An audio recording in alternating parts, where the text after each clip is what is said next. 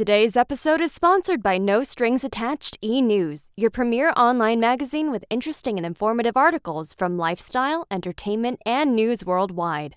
Visit the website to find out what's buzzing on nsaen.com. Welcome to the talk show Life Stories with Marc Hoberman. The goal of this show is to provide a learning experience to people of all ages, with guests from various fields in academics, a wide range of industries, and insight into the many forms of art, athletics, and entertainment. We hope you enjoy the show. Educator, author, and namesake of the award-winning TV series Abbott Elementary, Joyce Marie Abbott is today's guest. Miss Abbott will talk about her incredible years in education, as well as her powerful advocacy for children. Educator Joyce Marie Abbott, a.k.a. Ms. Abbott. Welcome to Life Stories with Marc Hoberman. Thank you. I'm glad to be here. So good to have you, Joyce. Joyce, although I've done close to 200 of these episodes, I've rarely been more excited than I am today. As an educator myself for over 30 years, I'm honored to be speaking to you today. Great. I'm happy to be here. Educated for over 30 years. Yes. Hey, don't rub it in. Listen, let's get started. You are certainly an example of how much can be accomplished with perseverance and passion. First of all, I want to thank you for your service. But I have to ask you, what resonated with you most when you look back at your time in the military? Wow, I did all of that. I mean, I did so many things and then went through a whole conflict for 10 months. I was in the Persian Gulf War. And when I look back to a lot of the challenges that I overcame and some of the nights that being away from my daughter that long, it amazes me. When I do self-reflection, it amazes me how I did everything that I did. But carrying the loaded M16 with 26 clips daily for almost a year in a conflict.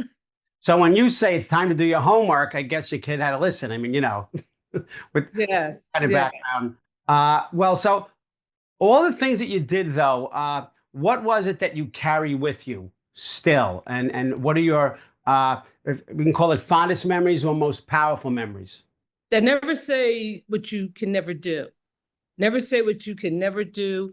And just believe in yourself, because it was times that I had to endure some things that I didn't think that I could do. So I've learned, and that's a big lesson. Never say what you can do. Believe in yourself and encourage yourself and know that you can do it. Know that you can do it, whatever it is, whatever it is. It may be difficult. It may not be easy, it may be hard, but you could do it.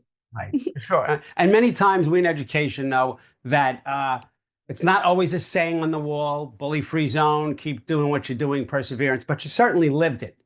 So when did the proverbial light bulb go off in your head that you were destined to be an educator? Well, actually, it started early on. During my younger years, I would play with my older sister's perfume bottles and I would line them up, like they were the students, and I was always a teacher. And even when I played with my friends and family members, I was always the teacher. So when I went into college, my undergraduate is in business and economics. I thought I wanted to go into business, but really at the bottom of my heart, teaching was always in the bottom of my heart. So when I went into the military and then when I was about to transition out because I had to keep deploying and leaving my daughter and the Troops and Teachers program, I was in one of the first cohorts. I was like, wow, this is a great opportunity for me to revisit my first love. And so then I was accepted into one of the first cohorts of the Troops and Teachers program. And I obtained my master's in education through that program and went right into the inner city teaching right after that. Yeah, well, my first 8 years teaching was in the Bronx, New York. And when you talk about inner city, obviously, a lot more challenges there.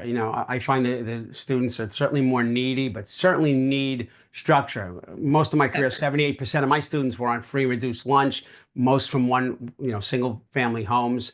And you come from this military background and you then start teaching in an inner city school. So how did you bring your knowledge and your experiences from the military into the classroom? Some of those lessons had to be brought into the education sector. Exactly. And that is good because a lot of them I did bring in, but not only coming back into the inner city, understand that I am a product of West Philadelphia. I am a product of the Philadelphia school system. Born and raised, I went to elementary school in West Philadelphia, high school in West Philadelphia, was raised in West Philadelphia, so in the community that I taught in. So I really did have some firsthand understanding of a lot of the struggles and needs. But what coming out with the military experience, it just really fortified me with everything that I needed. Like, I know it's going to be a challenge, but I done been through combat. I done been through war. I done been through maybe disagreements where I did not agree with my battle buddy, but we kept our eyes focused toward the vision. So regardless of any conflicts I face once I go into these buildings, my vision has to stay towards the students. So I came in with that, and with good attendance, not afraid of a challenge, and understanding the real struggles, but not giving up easy. I worked like 12, 13-hour days in the military. So for me, bringing work home and staying up late and going in early to assist a student, or giving up a Saturday or a Sunday to tutor a student in the free library, that was nothing for me, because I was used to working very long hours, very long hours. Well, yeah, I mean, it's a ton of hard work, and it's almost never ending. And I would say something you said resonated with me. You mentioned you call them battle buddies. So we talk about teamwork. We talk about group work in school. We talk about teamwork amongst teachers.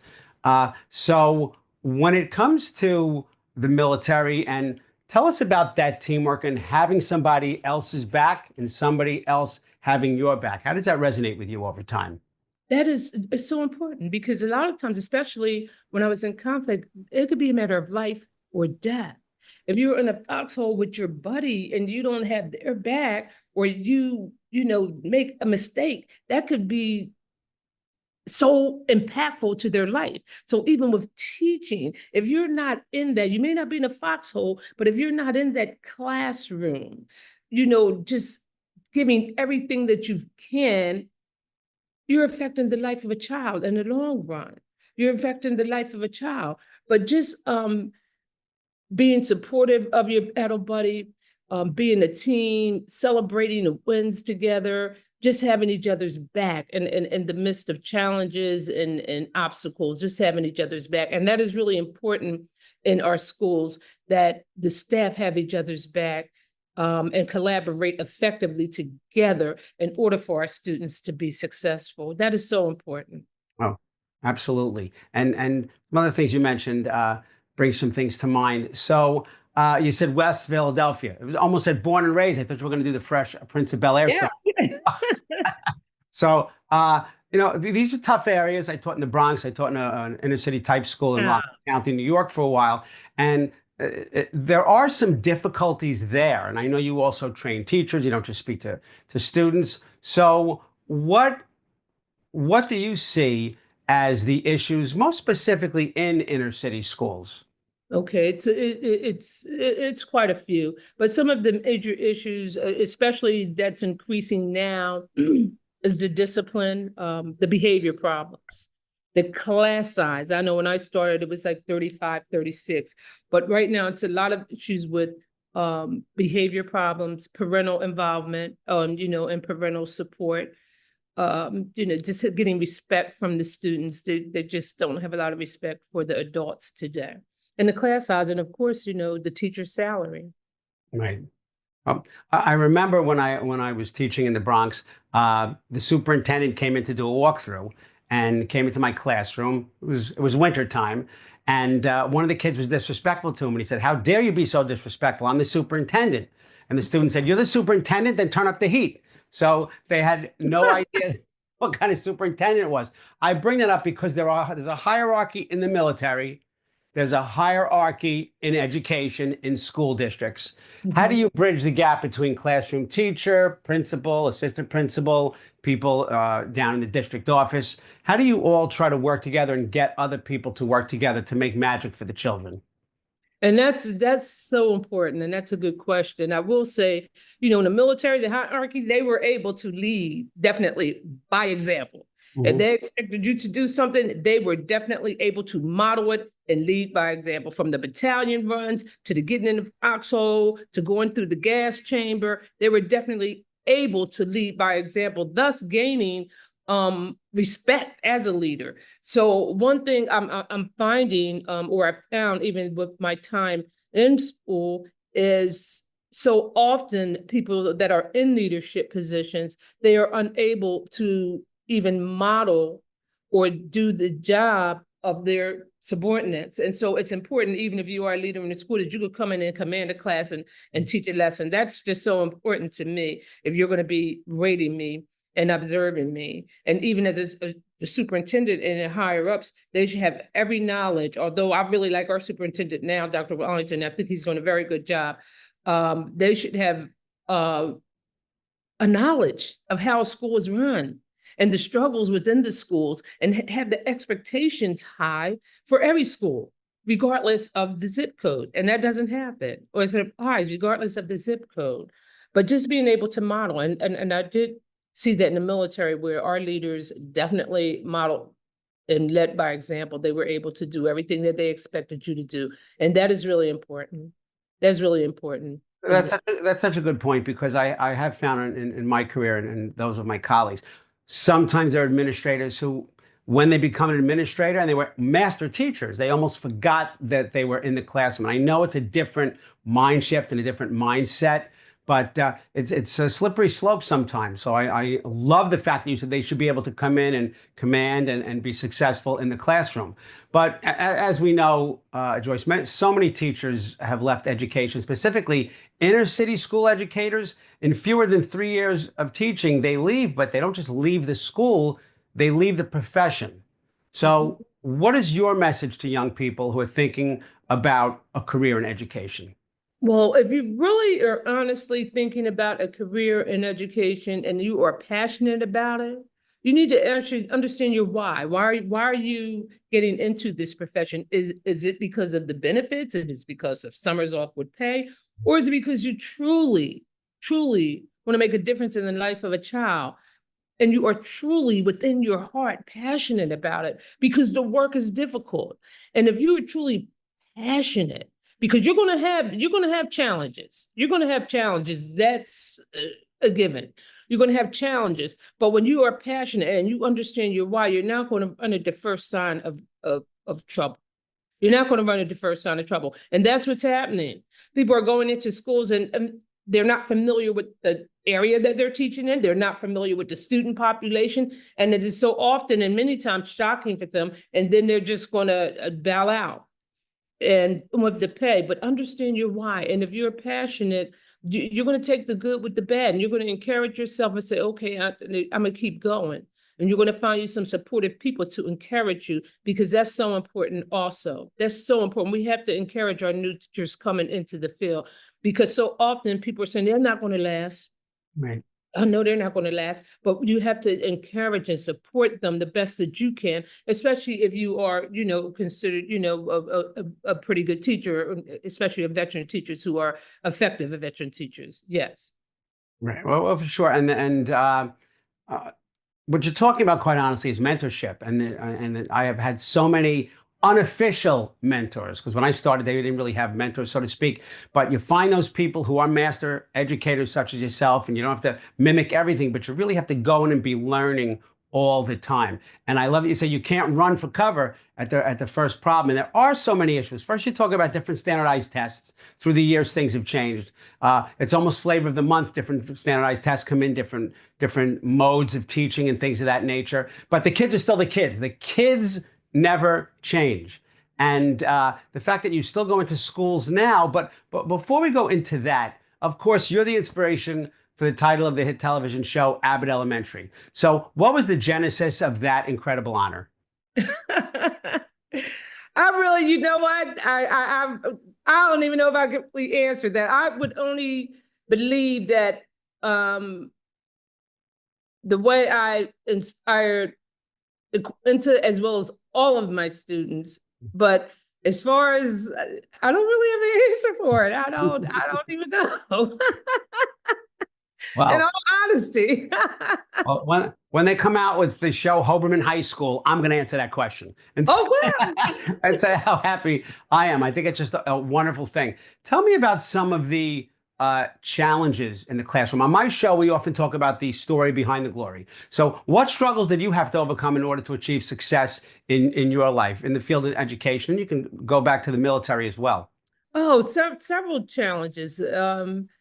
Even with the military in particular, leaving and going, to the Persian Gulf War and leaving my daughter for close to a year, coming back and then being divorced and then being in a different country as a single parent with my daughter being deployed to different parts of Germany and even her with babysitters before I finally decided to get out. And then even when coming in with the Troops to Teachers program, working full time during the day, teaching, going to school, obtaining my master's degree, and still being a single parent during all of that time, but overcoming and persevering and knowing, that I can do it, which I did, and I did pretty well. But Well, those are some struggles for me. oh, for sure. And the educational landscape has changed drastically through the years. How are you using your skills to enhance the lives of children and teachers in today's world? You may no longer be teaching, but I would argue you absolutely are still teaching.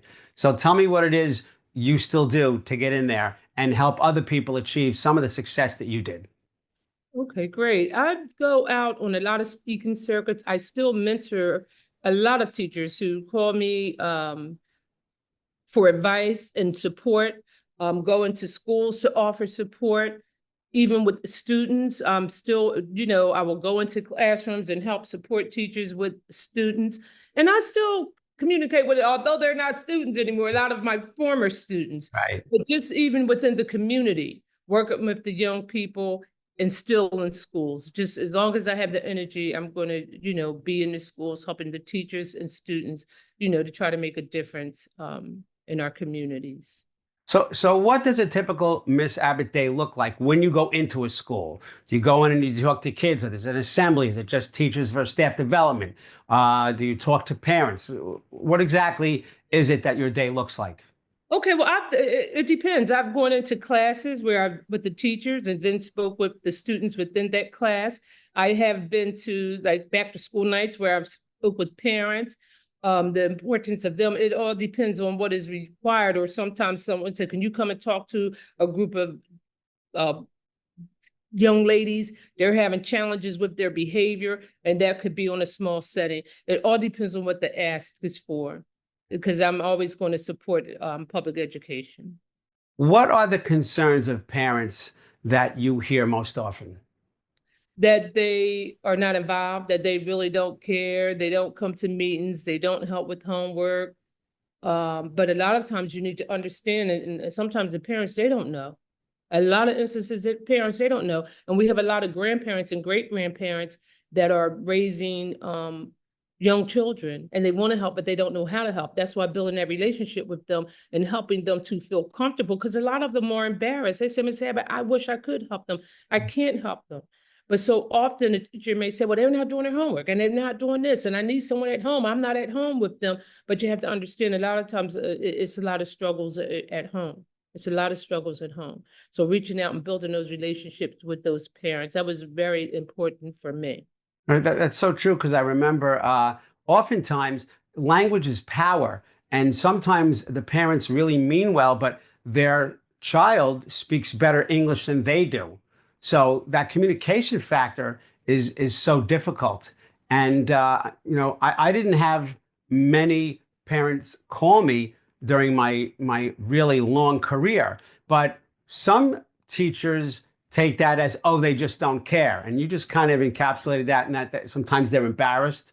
Many times they say, hey, the school has my trust. I remember I was a dean of discipline for 6 years. Oh, And wow, you did it all. oh, yeah. and a parent, said to me, listen, Mr. Hoberman, I trust you. My son loves you. When he misbehaves, you have my permission to hit him. So obviously that never happened, but it wasn't a joke. And right. Oh, I know. I've heard that several times. Right. And I've had a parent come in and say, oh, he was bad, no problem. And a parent come in, curlers and the robe. Yes. What class is my son in? And she went in and he didn't misbehave anymore. So I call it the triangle of education. You have the parents, the students, and of course the faculty, which is not just the teachers. So it's very difficult. I always say that I just wish that they would have to do a candy sale or a bake sale for military weapons and have all the money they needed for education, because the money's not there. You mentioned public schools. Now we have charter schools, and people, of course, go to private schools, and it's really hurting the fabric many times of the public school system. So, and I know that you're the author of Teaching the Miss Abbott Way, Lessons in Learning, Leadership, and Life. So why do you think that book has resonated so powerfully with teachers and administrators alike? Because it is lessons, or the book comes from real lived experiences. I was in the classroom for over 27 years. I'm not like an expert on the outside looking in. It comes from someone who started. The struggle was real. It was ups, it was down. It was not all glorious, okay? Because some people think that I've never been cursed out or had a desk thrown at me. But it talks about real events, real things that happen, and how I overcame them. From a teacher on the ground, in boots, born and raised in the inner city, teaching in the inner city, and just giving some real life-lived experiences, and how I handled them, and even when it comes with the parents, the students, and how I formed into an effective educator. And what subject did you teach? Did you teach all subjects? Were you just one subject? When I first started, I taught sixth grade self-contained, which was every subject: math, science, everything, social studies, reading. As the years progressed, they wanted, certain teachers to just teach certain things. So I went to reading. But then I was doing, reading was my major subject, but then with my homeroom, I still did the social studies and science. Then toward my last years before transitioning out into as climate manager, it was mostly reading and ELA, reading and writing, reading comprehension and writing. So I've read that also. I mean, you've done so much in the classroom, but what is a climate manager? They're responsible for the disciplines, just like you said, dean of students, because the first was the dean of students, but it's more an administrative role. You're considered an administrator, like the dean of students, because I was dean of students before I transitioned into climate manager. Basically, they're doing the same thing. But the climate manager is more of an administrator, like they have the right where they could write teachers up. A dean could not write a teacher up. They're just more of an administrator, but it's handling the discipline and the culture and climate of the entire school. Got it. And I remember I've had friends who said, what do you do? The years I was only teaching 2 or 3 classes and a dean, I'm a dean. What does a dean do? I said, well, when you're on the dean's list in college, yeah, and that's a great thing. It's not a great thing when you're on the dean's list in high school. I like that. I like that. That's how I told them. And that was it. My favorite is when they say, oh, you're so lucky you have summers off. And I didn't want to laugh when he said it, but he said, people think I've never been cursed at. I never had it. If you haven't been cursed at and haven't had a chair or a desk thrown at you, then you taught in Fantasyland. Exactly. And how you deal with that is really the magic.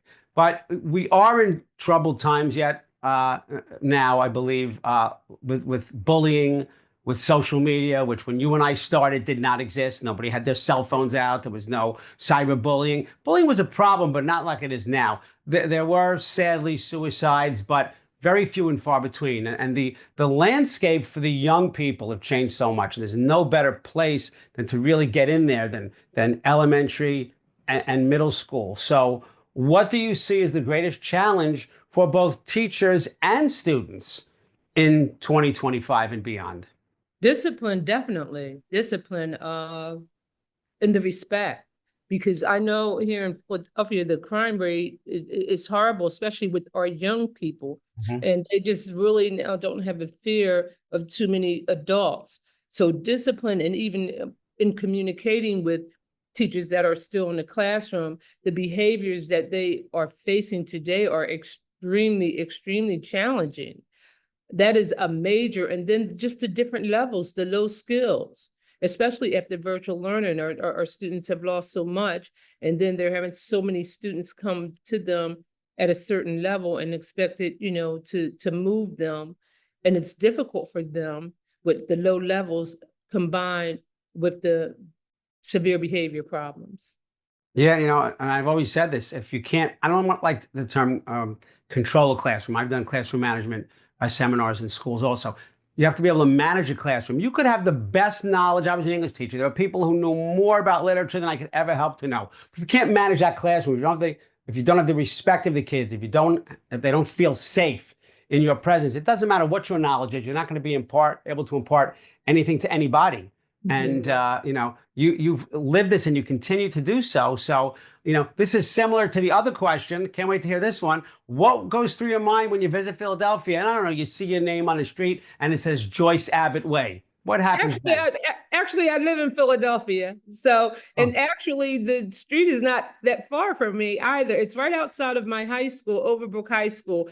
But just humbly honored. It's like shocking whenever I do drive by there and see my name like Joyce Abbott Way, but I will definitely tell you, just humbly honored. If anyone would have told me anything like this a couple of years ago or even years ago, I could never even imagine it. Because when I was in the classroom and in the schools doing this work, it was never for anything of this magnitude. But I will tell you, it's such an honor. It really is. It means a lot to me. I'm sure it is, and certainly well-deserved honor. So we only have about a minute left. So what is next for Joyce Marie Abbott? Just continue going out, promoting my book, and being, just a positive figure in the schools and assisting our students, our parents, and our teachers, and just being impactful in the Philadelphia School District, as well as other school districts and in the community. In the community. Important work. Yes.